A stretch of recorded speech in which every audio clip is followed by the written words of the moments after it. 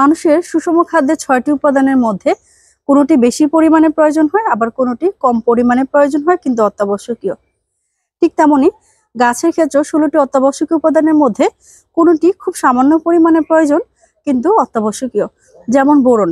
এই বোরনের ঘাটতিজনিত নানা ধরনের সমস্যা ফসলের ক্ষেত্রে পরিলক্ষিত হয়ে থাকে, যেমন ফল অকালে ঝরে যাওয়া, ফল ছোট হয়ে যাওয়া এবং এবড়ো থেবড়ো বেঁকে যাওয়া, ফুল ঝরে যাওয়া, গাছের যে কচি পাতা আছে সেগুলো ঝরে যাওয়া, গাছের কাণ্ড শুকিয়ে যাওয়া এবং দানাদার যে ফসলগুলো আছে সেই ফসলের দানার পরিমাণ কমে আসা ইত্যাদি নানা ধরনের সমস্যা।